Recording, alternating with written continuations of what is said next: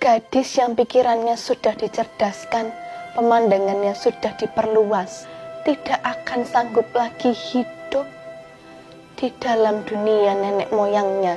Sampai kapanpun, kemajuan perempuan itu ternyata menjadi faktor penting dalam peradaban bangsa. Assalamualaikum warahmatullahi wabarakatuh. Halo teman-teman semua, perkenalkan nama saya Dea Siti Wahyuni, mahasiswa Pendidikan Bahasa Indonesia Universitas Siliwangi.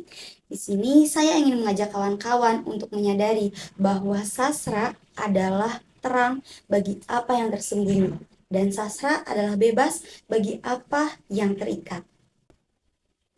Sebelum itu, mari sejenak kita menapa kembali pada perjalanan bangsa Indonesia sebelum masa kemerdekaan.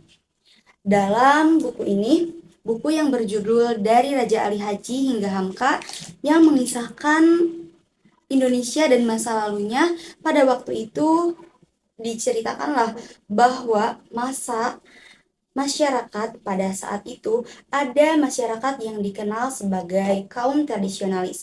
Kaum tradisionalis ini merupakan kaum yang cenderung terikat terhadap adat istiadat dan menolak adanya pembaharuan.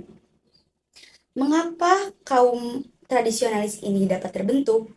Karena pada waktu itu terdapat kekejaman para kolonialisme sehingga kesenjangan-kesenjangan sosial terjadi pada masa itu.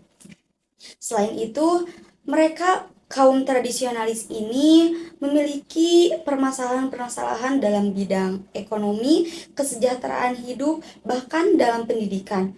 Mereka sama sekali tidak memiliki hak berbicara, hak bersuara, dan hak ruang publik yang baik.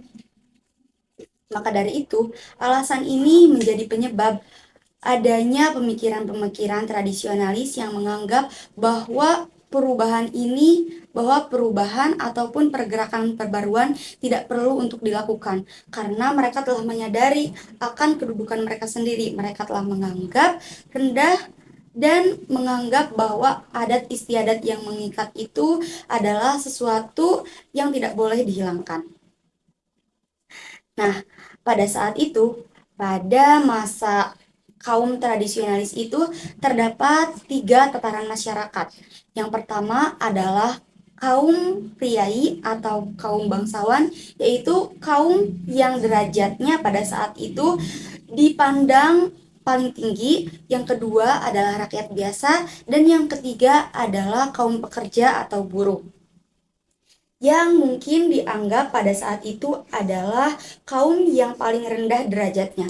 Akan tetapi kawan-kawan, hal yang lebih menjadikan dari tataran masyarakat tersebut adalah posisi dan kedudukan perempuan yang dianggap lebih rendah daripada masyarakat lainnya.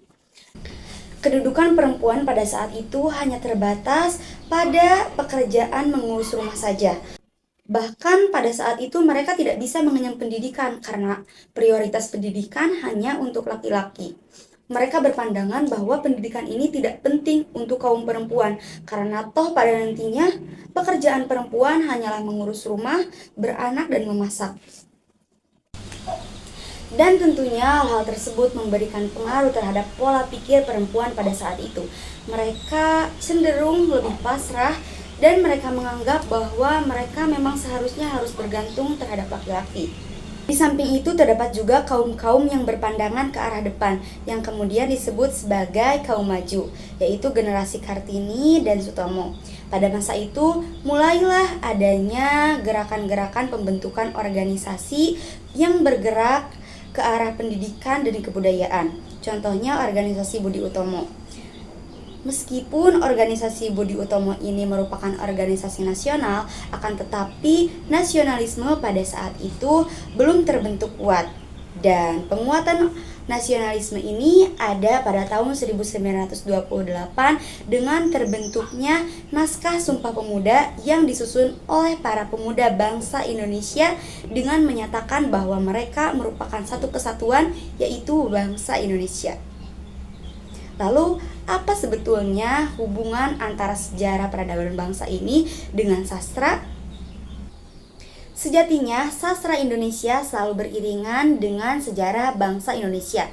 Pada tahun 1920, lahirlah gerakan dari sastrawan-sastrawan yang berasal dari Minangkabau. Mereka mendirikan sebuah lembaga bernama Balai Pustaka untuk menyuarakan segala pemikiran dan pandangannya terhadap suatu bangsa, yaitu bangsa Indonesia itu sendiri.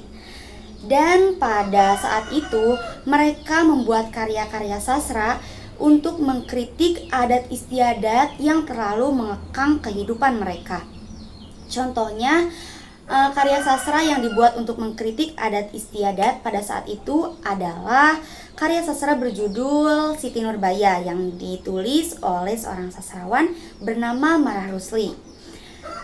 Dan ada juga masih banyak juga sastrawan-sastrawan lain yang sama halnya dengan Marah Rusli mengangkat tema-tema mengenai adat istiadat setempat. Dan pergerakan ini membuahkan hasil kawan-kawan. Akhirnya pada saat itu diadakan diskusi publik untuk menimbang ataupun untuk menyikapi terkait adat istiadat nenek moyang, apakah masih relevan untuk masa sekarang dan apakah adat tersebut bisa membawa kemajuan untuk bangsa Indonesia ke depannya atau tidak. Nah, karena pada tahun 1920 ini sastra berhasil mendobrak adat istiadat yang mengekang pada daerah-daerah tertentu atau pada daerah-daerah setempat. Pada tahun 1930-an, sastra berhasil memunculkan semangat pembaruan dan juga berhasil mendobrak emansipasi wanita. Pada saat ini banyak lahir karya sastra yang menggunakan bahasa Indonesia tentunya dan lebih bertema terhadap suatu bangsa, bukan kedaerahan seperti Balai Pustaka. Pada masa ini ada buku terjemahan Armin Pane yang berjudul Habis Gelap Terbitlah Terang. Buku ini berisi tentang kumpulan surat R.A. Kartini yang pada saat itu diterbitkan oleh sahabat penanya. Buku ini diterbitkan pertama kali dalam bahasa Belanda dengan judul De Duisternis Toelicht. Lalu pada tahun 1930-an buku ini akhirnya diterjemahkan oleh Armin Pane, sastrawan angkatan Pujangga Baru, dan kemudian buku ini membawa pengaruh besar terhadap pergerakan perjuangan, terlebih khususnya pergerakan perjuangan emansipasi wanita. Buku ini kawan-kawan membuka mata masyarakat akan pentingnya pendidikan untuk kaum perempuan. Pendidikan tidak hanya penting untuk laki-laki saja, tetapi pendidikan juga penting untuk perempuan karena perempuan juga harus cerdas. Perempuan kelak akhirnya akan menjadi seorang ibu, dan seorang ibu yang cerdas tentunya akan menghasilkan keturunan yang cerdas pula. Mereka dapat mendidik anak-anaknya menjadi cerdas. Buku ini juga membawa pergerakan emansipasi wanita di berbagai daerah. Pada saat itu mereka juga mengubah pandangan dan peran wanita di dalam hidup bermasyarakat. Dan tentunya pada saat itu juga lahir banyak karya sastra yang membuka pola pikir masyarakat mengenai pentingnya kemajuan berpikir dan pendidikan. Karena jika pada suatu bangsa itu pendidikannya sudah maju, maka kemudian cara berpikirnya juga sudah maju, maka tidak akan sulit bagi bangsa tersebut untuk bisa maju dalam berbagai hal lainnya.